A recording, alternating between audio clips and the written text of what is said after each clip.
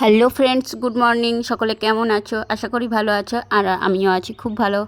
দেখো, সকালবেলায় আম কাটতে বসেছি। তোমাদের সাথে ভিডিওতে শেয়ার করেছিলাম যে আমি তোমাদের দাদাভাইয়ের জন্য আমের ঝাল আচার বানাবো, সেই রেসিপিটাও তোমাদের সাথে শেয়ার করব।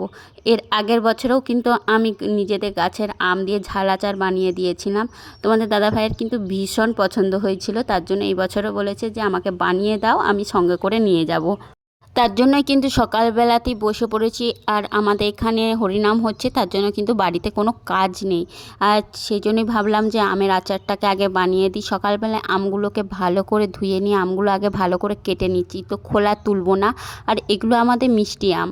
টক আম হলে কিন্তু বেশ টক টক খেতে লাগে, কিন্তু আমাদের এই বছর টক আম সেইভাবে পাড়া হয়নি, তো মিষ্টি আম দিয়েই করলাম। তো ঝাল হবে আর একটু মিষ্টি হবে। বাস, টক হলে কিন্তু টক ঝাল বেশ ভালো লাগতো, কিন্তু আমাদের মিষ্টি বলেই কিন্তু মিষ্টি আম দিয়েই বানাচ্ছি। আমগুলোতে হালকা আঁটি বেঁধে গেছে, তার জন্য কিন্তু একটু কাটতে কষ্টও হচ্ছিল আমার। তবু যাই হোক করে কেটে নিয়েছি। তো খোলা তুলবো না বললামই তো, কারণ খোলা তুলে দিলে আমটা গলে যাবে, একদমই গলে যাবে। আর এটা উনানে হবে না, পুরো হবে রোদেতে। দেখো, আমগুলোকে পুরো কেটে নিয়েছি, নিয়ে এতে নুন আর হলুদ মাখিয়ে আধা ঘন্টা 1 ঘন্টার মতো রেখে দেবো, কারণ এই আম থেকে যে বাড়তি জলটা সেটা বেরিয়ে যাবে। আমের মধ্যে কিন্তু একটুকুনো জল থাকা চলবে না, জল থাকলে কিন্তু আচারটা পরে নষ্ট হয়ে যেতে পারে। তো আমার তো বেশি দিন থাকবে না, তবুও যতদিনই থাকুক নষ্ট হয়ে যেতে পারে আমের মধ্যে জল থাকলে। তার জন্য নুন হলুদ ভালো করে মাখিয়ে নিয়ে আধা ঘন্টা 1 ঘন্টার মতো কিন্তু ঢাকা দিয়ে রেখে দেবো। তাহলে জলটা বেরিয়ে গেলে তারপরে এটাকে একটু রোদে মেলে দিয়ে হালকা ভালোভাবে একটু জলটা শুকিয়ে গেলে তারপরে মশলা দিয়ে তেল দিয়ে বানাবো। আর ভিডিওটা কন্টিনিউ দেখতে থাকো। নুন হলুদ মাখিয়ে আমি কিন্তু এখন রেখে দিচ্ছি, ততক্ষণ আমি মশলাটা বানিয়ে নিচ্ছি। মশলাটা বানানোর জন্য কি কি লাগছে দেখো, তোমাদের সাথে শেয়ার করছি। 1 টেবিল চামচ, বড় চামচের 1 টেবিল চামচ করে সমস্ত কিছু নিয়েছে। আম অনুসারে মশলা হবে, কারণ আমার যেরকম আম আছে সেই অনুসারেই মশলা নিয়েছে। এখানে গোটা লঙ্কা আছে, গোটা জিরে আছে, এই সাদা সর্ষে আছে, জোয়ান আছে, মৌরি আছে, আর এখানে মেথি, আর কড়াইয়ে অলরেডি দিয়ে দিয়েছে আমি কালো জিরেগুলো। আর সব কিছু কিন্তু এক এক করে ভাজবো, একটা একটা করে, কারণ একসাথে যদি সমস্ত কিছু ভাজতে যায় তাহলে কোনোটা একটু বেশি হয়ে যাবে, কোনোটা একটু কম থাকবে। তাই একটা একটা করে দেখে শুনে মোটামুটি ভালোভাবে কিন্তু ভাজবো।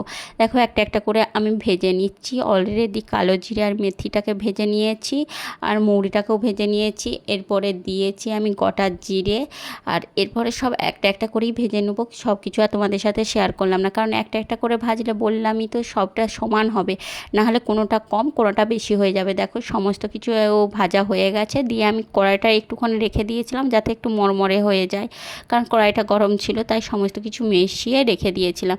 শুধু কিন্তু জোয়ানটা মিশালাম না, তারপর সমস্ত কিছু মশলা একসাথে মিশিয়ে এরপরে একটু মিক্সিতে ঘুরিয়ে নেব। দেখো মশলাটা কীরকম হয়েছে। মোটামুটি গুঁড়ো করব, কারণ খুব একদম মিহিও করব না, আর খুবই একদম যে গোটা গোটা থাকবে সেটাও না। মিডিয়াম গুঁড়ো করেছি, আর এর সাথে জোয়ানটা মিশিয়ে দিয়েছি। জোয়ানটা কিন্তু অপশনাল, কেউ দিতেও পারো নাও পারো, কারণ জোয়ানটা মুখে লাগলে বেশ সুন্দর লাগে, আমার ভালো লাগে, তার জন্যই কিন্তু আমি দিয়েছি। আর তোমাদের দাদাভাইও খেতে পছন্দ করে, তার জন্যই দিয়েছি। আর এইটা বানিয়েছিলাম একদম সন্ধ্যাবেলায় যখন আচারটা বানাচ্ছিলাম। তেলটা দেখো, মোটামুটি 100-150 গ্রামের মতন তেল দিয়েছি, পরিমাণ মতো। বললামই তো, আম যে অনুসারে সেই অনুসারে হবে তেল দিয়েছি। আর তোমাদের দাদাভাই খুব একটা তেল পছন্দ করে না, তার জন্য মিডিয়াম তেল দিয়েছি। 100-150 গ্রামের মতো তেল দিয়েছি। তেলটাকে গরম করে নিয়েছি ভালো করে। এরপরে এটা ঠান্ডা হওয়া পর্যন্ত কিছুক্ষণ অপেক্ষা করবে। ঠান্ডা হয়ে গেছে, আমি বেশ কিছুক্ষণ বাদেই শেয়ার করছি, কারণ যাতে আঙুলটা ডুবানো যায় এই রকম। আর খুব গরমেতেও দেওয়া চলবে না, আর খুব একদমই ঠান্ডা তেলেতেও দেওয়া চলবে না। দেখো, তারপরে আমটাকে মিশিয়ে দিলাম, এরপরে কিন্তু মশলাটাকেও মিশিয়ে দেবো। আর আমি এর আগের দিনেও কিছু আম বানিয়েছিলাম, সেইগুলো রোদ পায়নি বলে একটু কেমন হয়ে গিয়েছিল, তো সেগুলোকেও আমি মিশিয়ে দিয়েছি। দেখো, আম মশলা সমস্ত কিছু মিশিয়ে দিয়েছি। এরপরে এইটাকে ভালো করে মাখিয়ে নেব, নিয়ে আজকে ঢাকা দেওয়া থাকবে। এর পরের দিন থেকে আমি রোদে দেবো। আর কেউ যদি সকালের দিক থেকে বানাতে চাও, মানে সকালবেলাতেই বানাতে চাও, অবশ্যই রোদ পেয়ে গেলে সে তো খুবই ভালো জিনিস, কিন্তু আমি তো বিকালে বানিয়েছিলাম।